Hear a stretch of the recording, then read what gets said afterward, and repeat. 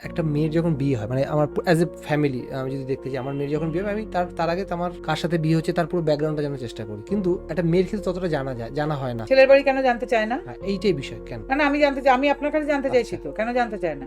তারা কেউ মানা করেছে? না, তাহলে এটা ছেলের বাড়ির দোষ। যার ফলে এই ঘটনাগুলো ঘটলো। এটা তো ছেলের বাড়ির দোষ। আমার কাছে তো এরকমও আছে, এটাকে 2বার বিয়ে হয়ে গেছে, এটা বাচ্চাও আছে। বিয়ের পরে উনি জানতে পেরেছেন, বিরাট কাট করেছেন উনি। তা জানেননি কেন আগে? না দিদি, আমাদের না ভীষণ লজ্জা করছিলাম, তাহলে তার মাসুল দিন। আমার কাছে কথা যে আজকাল তো কত এজেন্সিও আছে, হ্যাঁ। কেন জানেননি আপনারা? না আপনারা ব্যস্ত ছিলেন তখন, সঙ্গীত, মেহেন্দি, রিসেপশন, পাশের বাড়ির লোককে কি করে টেক্কা দেবেন, আপনার ননদকে কি করে টেক্কা দেবেন, যাকে আপনার বোনকে। আর ছেলেও তো ভাবছে না আমার বন্ধু এত করেছে, আমাকে এর থেকে ডবল করতে হবে, সেই তো তখন ব্যস্ত ছিলেন। আজকে দেখুন কিরম বাঁশ। আমার কথা কে বারণ করে করেছে? ছেলেকে কেউ বারণ করেছে ছেলের বাড়িকে?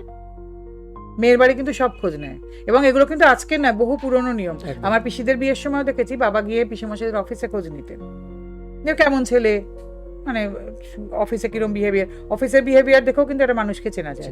ঠিক তাই। পাড়ায় খবর নিন, মেয়েদেরও খোঁজ নেওয়া হতো আগে, আগেকার দিনে কিন্তু মেয়েদের খোঁজ নেওয়া হতো পাড়ায়। তার মা কেমন, পাড়ার সঙ্গে সম্পর্ক কেমন, মেয়েটি কেমন, চালচলন কেমন। তার মধ্যে লজ্জার কি আছে এত আমি বুঝতে পারছি না তো। তাহলে ছেলের বাড়ি যদি খোঁজ না হয়, ছেলের বাড়িকে ভুগতে হবে?